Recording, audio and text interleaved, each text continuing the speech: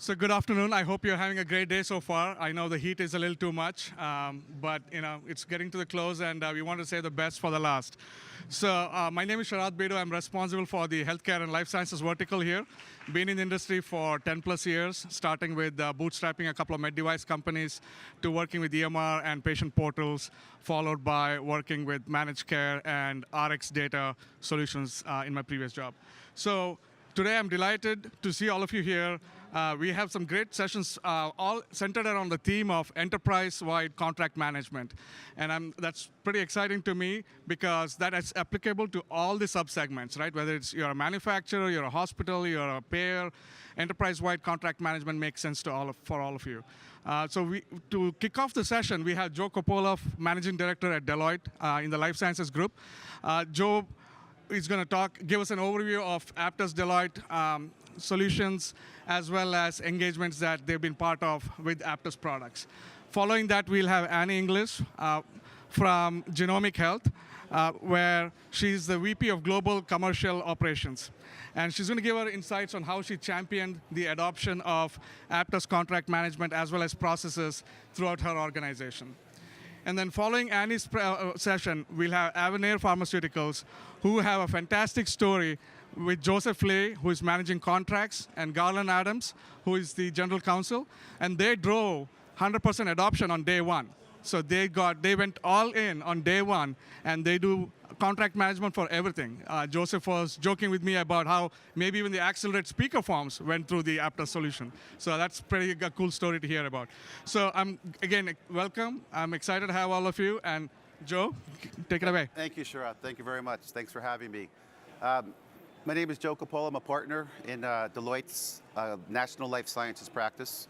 Within that group, I lead the commercial and market access operations and technology practice, cutting across sales, marketing, pricing, contracting, a little bit of distribution, and a little bit of legal operations.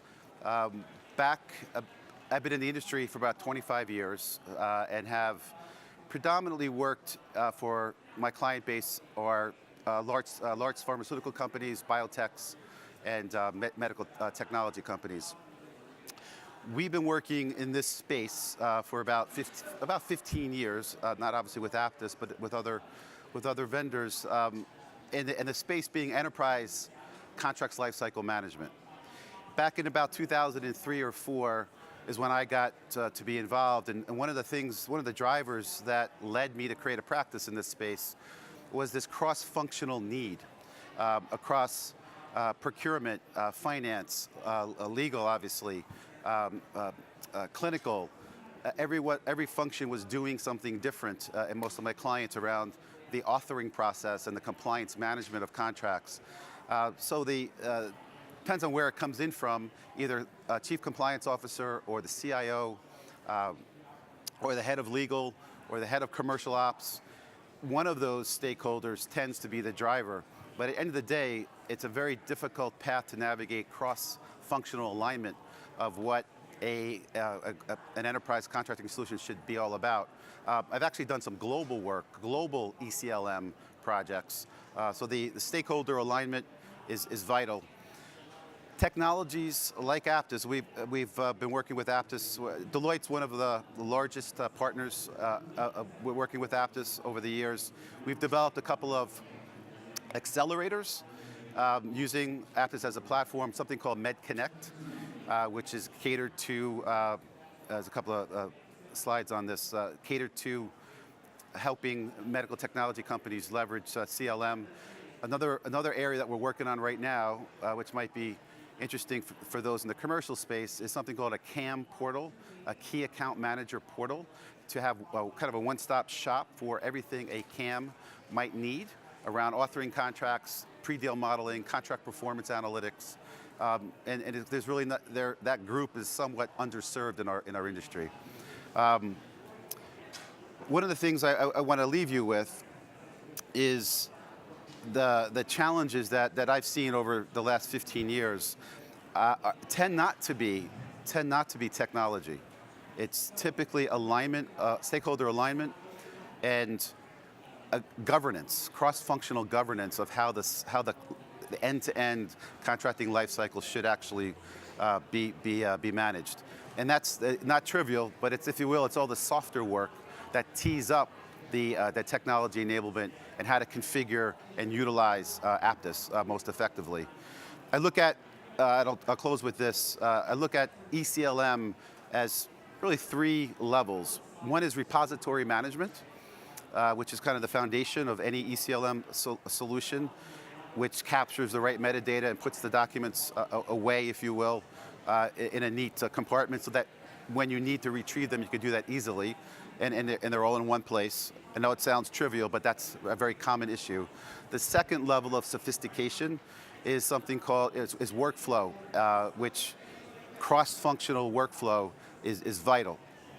And the technologies today are very configurable, like Aptus, to really to orchestrate the process from creating a contract strategy, to negotiating a deal, to signing the contract, to contract compliance, and ultimately contract performance analytics. That's the life cycle really of any contract. And the last holy grail piece, if you will, is as a contract is being created, again, any kind of contract, doesn't matter if it's buy, sell, or in between, the capturing of the metadata so that or the business term variables really, in a relational manner, not just in the Word document, so to speak, so they could be used for querying the repository, but also for compliance management. And each contract type, be it, again, buy, sell, and everything in between, that's where things deviate, is the compliance aspect. But the authoring process, the routing for review and approval, tends to be consistent cross-functionally. The content's different, clearly, but the process it actually can be boiled down to a common process. So with that, I will turn it over to Annie. Thank you for your time.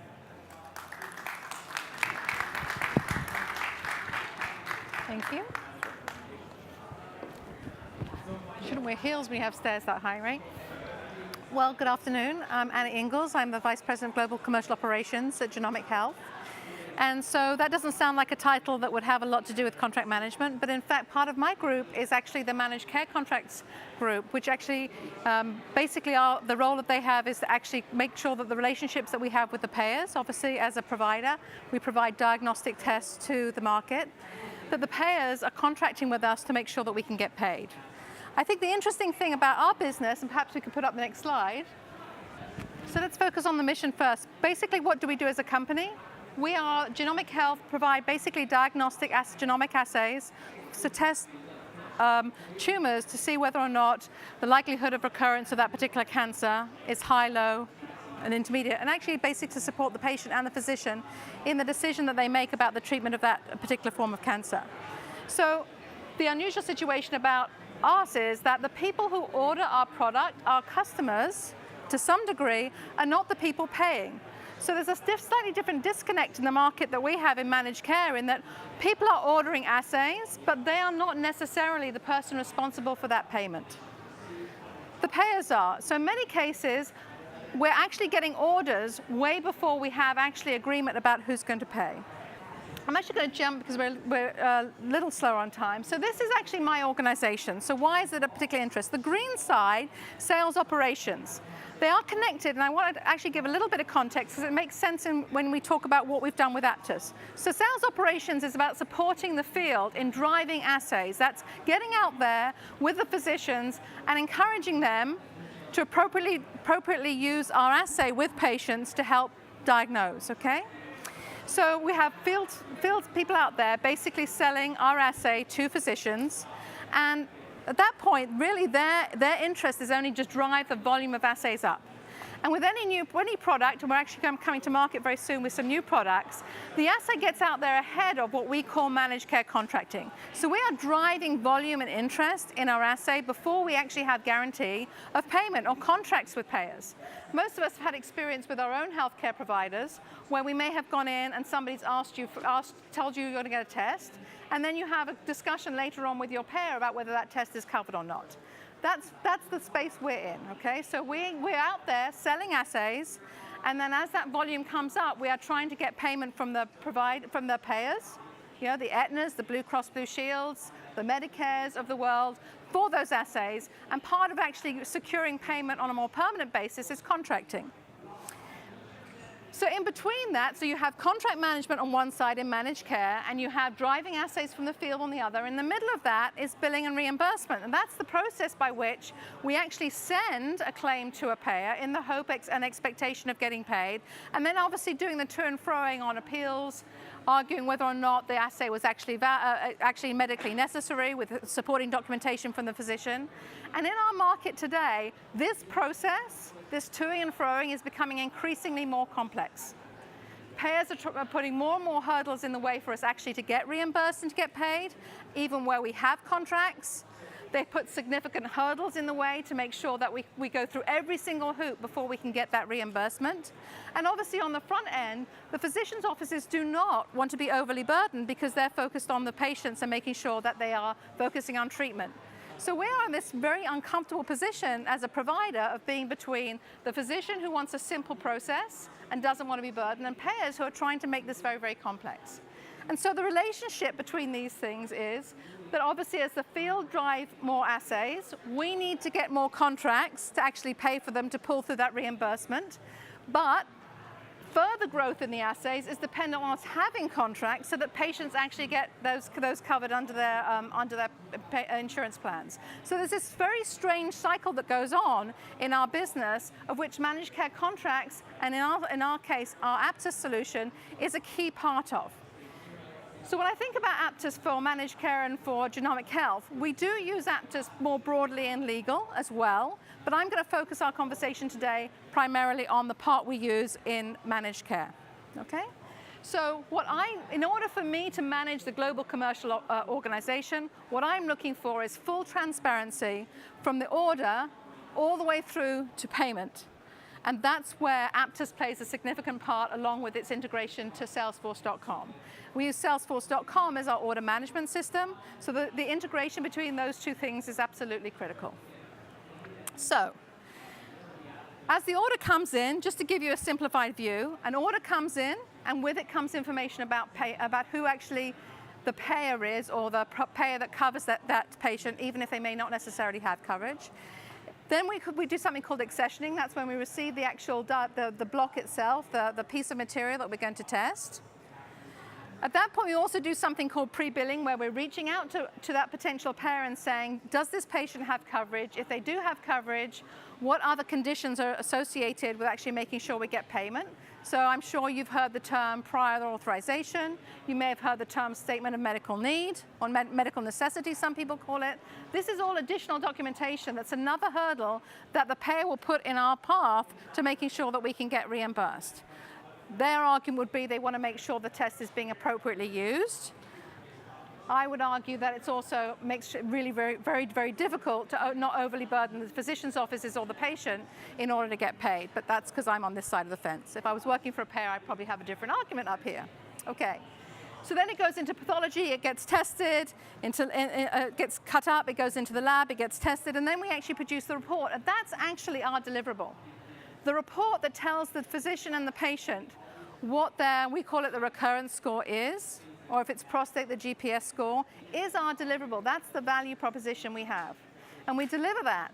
And the minute we deliver that piece of paper, we are now in a position that we can bill. However, if we deliver it too early in the process, i.e. we have not got a prior authorization, we can potentially deliver that and actually not get paid, because the payer can argue in their contract, I don't have to pay if you don't have a prior authorization, okay? So the report goes out, we actually send the claim to the payer, and then hopefully, all going well, we receive cash back through the door. So when we implemented Apttus as the first phase, we basically wanted a single source of data, and we wanted to integrate that with order management. Why? Well, what we needed is to know, who are we actually contracted with? Who are the payers out there who actually are in a contract position, so for a specific price and set of conditions, they will guarantee reimbursement of that test. Most of that was actually originally in spreadsheets or on shared drives and in different places. So we pulled all of that together and we put that into our Apttus system in terms of a repository for our contracts. Now, the conditions associated with every single one of those pairs may be different. They may have different, we call it criteria. That could be clinical criteria, the types of tests and conditions they're prepared to cover, and also administrative criteria, the types of steps they'll put in place, like a prior authorization or a statement of medical necessity, that has to be provided with that claim in order for them to pay. And capturing all that information, when you have over 200 contracts and everyone is unique, it was really important to have some codified way of looking at that data and actually be able to rationalize it and understand where the hurdles are and where, as contracts change, more of the pressure is coming on us to actually perform differently. In addition, some of those contracts may have what we call data requirements, contractual obligations to provide information back to the payers on a regular basis about how their patients are actually moving through the system. So, beyond legal, we had some complex pricing in there that we needed to capture. We have different information around specific types of tests, and that information may vary by test, by contract. Medical policy is what's actually covered, what the actual payer organization says they're prepared to cover in relation to this test. Administrative criteria. And then the payer and plan hierarchies, which is, again, when you're handing your card over, you may know, a particular plan like Aetna may have multiple, or payer rather, may have multiple plans, and those plans relate differently to each other. And what conditions that plan covers may actually vary. So if you have Aetna at your employer, but your employer is actually the insurer, then the Aetna plan may not actually even cover what we would consider to be medical policy for Aetna. That medical policy may be driven by your employer. So all of that information needs to be codified and given to our order management system in some clear way so that we actually understand for this particular test, what are all the hurdles that we need to jump through. So our first phase was really just the codification of that. So do we understand what our payers are expecting and what they're prepared to cover and what they're not? We integrated it to the Salesforce.com system, order management system, and we created a payer master there so that we actually knew we had the full, if you like, the full population of payers that we knew about, only some of which we have contracts with. So we actually still have to process an order for a payer we have no contract with. So it's important for us to know this payer is not contracted because the conditions can change accordingly. We also needed to share that payer master and that data with our NetSuite finance system so that when that cash came back in, they could actually reconcile it with a pricing situation that was specific to a contract versus a normal list price or standard discount associated with something like Medicaid. So really what we looked to at the end of phase one, for the first time we had full transparency as that order came in through the door and eventually got paid, of what was paid by whom. And that was actually key to us in terms of understanding where we were moving forward. Okay, so phase two, right? Phase two is really now about not just codifying the contract and understanding what we should expect. It's about trying to use that information to actually, before we contract with a payer, take all the information we have in our order management system, run it up against pricing, conditions, what they may be negotiating with us. If they want to negotiate for no prior authorization, would we give them an additional discount? If there's additional very stringent medical criteria they want to put on that test that's not as broad as others, and actually start to get a sense of what is this contract really worth to us. We know historically what has come through our system in terms of actually patients, but now we're in a position to contract with that payer. We want to take that historical information, put some algorithms on it and say, what is this contract really worth to us? What price point are we prepared to give for this contract based on historical volume and expected volume? And actually start to put that information into the system proactively. So now we can actually measure contract performance. So phase two is understanding upfront, taking the data we kept from that order to cash and putting it back into Apttus to say, now we expect this contract, not only here are the conditions, but here is the volume we expect associated with that contract. And now can we actually track that volume against the expectation? If we have exceptions, things that they don't pay for, can we track that so that we can understand, are they pushing back unreasonably, and can we go after them for money? So it's really much more about being able to proactively manage the process and the pricing of the contract as we go in, But also, further downstream, now when that order comes in and we actually apply the payer and all the conditions, are we able then to use that information in the future to actually do revenue forecasting based on previous performance? So Aptus for us in phase 2 is really going to be central to accurate contract performance management in terms of the front end, what type of contracts are we creating and what are we expecting out of those contracts, and how are those contracts performing? But also, what revenue can we predict moving forward? As I look to a 3-month, 6-month revenue forecast, how can I see as that order comes into our system and then actually gets billed, whether or not that actual assay is likely to get paid at the expected rate? And it's a very complex algorithm. The payers have been doing this for a long period of time, way ahead of us. We're now trying to think about using that business algorithm internally to get ahead of that game and actually start to monitor those orders as they come through and minimize the risk that we didn't meet some type of criteria and that we're not going to get paid, or if that we know we're not, that we actually have some way of looking at that over time and figuring out what is the shift and change we have to make in our organization, in our process, in our relationships with the physicians, with our field, to actually reduce that risk and now actually get better pull through on the reimbursement side. And again, I understand from the physician's perspective, they are obviously not, their focus is on the patients and they don't want to be overburdened by us. But in the same case, the more we actually get reimbursed for our tests, the more we can put into research and development in our organization and bring new assays to market that actually change patients' lives. And that's really what our mission is. So, really, and then to sort of, when you think about when we get to phase 2, what is that actually going to provide for genomic health from a value proposition? Beyond contract management, i.e. I have a contract, it's got redlined, it's been approved, and then it's now in the system, the field can now take that information and they can use it to start making assessments on, now I have all of that payer information about who's contracted, who's not contracted, who's paying, who's not paying. I can apply that to my landscape in the field and start having conversations with physicians' offices about what the likelihood is of their patients being covered based on what we know from those demographics in that market. Right. That helps them because now they can have a more confident conversation about what the patient may or may not expect from a reimbursement perspective. So that's a real value for the field to actually know how much coverage we have in their particular geography and with their particular key accounts. So they're very keen to see this information pull all the way through and actually hit their Salesforce automation system so that they can actually understand. On the sales operations side, obviously I want to make sure that my teams are setting accurate targets for our sales teams that reflect the reimbursement landscape that those sales reps are operating in. If you're in a geography where we have very few contracts, clearly the reimbursement situation for the patients and the doctors is not going to be as favorable. We wouldn't expect to set the same sales targets. So what I'm hoping you understand is that actually Aptus sits in the middle of all this for us. And its integration really helps these other teams that may not necessarily think that they're involved in contract management use that information in some very meaningful and business manner.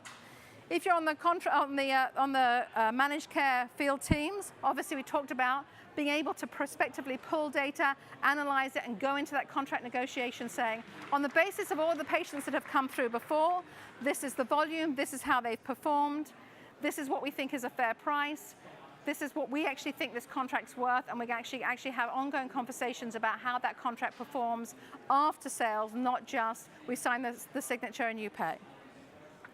And again, that's a much more powerful position for them to be in, is actually have an agreement up front about an expectation.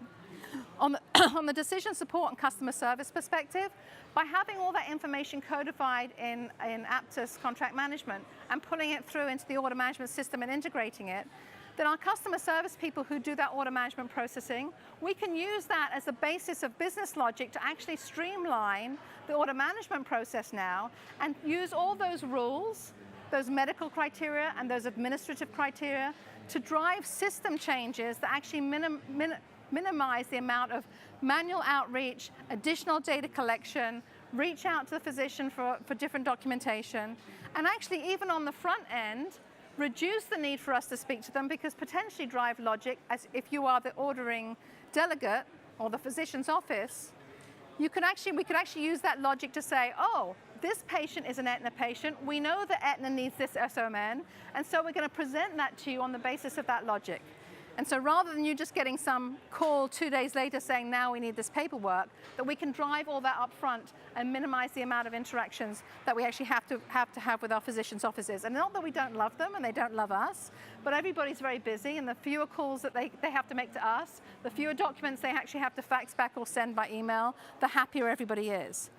And then on the decision support side, obviously, we start to get a whole wealth of data about why and how things are not flowing as smoothly, and we can start doing process engineering to smooth out all of those wrinkles.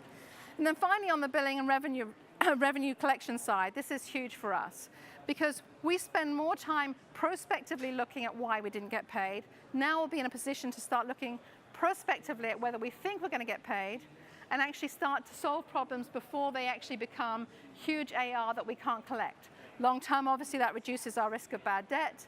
It certainly helps our relationships with our payers, because we're not having unfortunate critical conversations 6 months after when the AR has come to a significant volume, and we're actually all having uncomfortable conversations about why people haven't paid.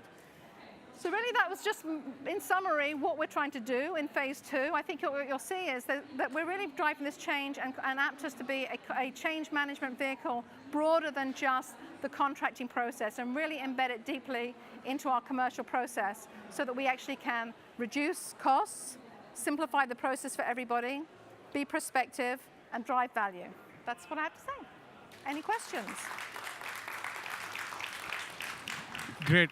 Thank you, Annie. I think that was a great story about managed care, especially something that's near and dear to my heart.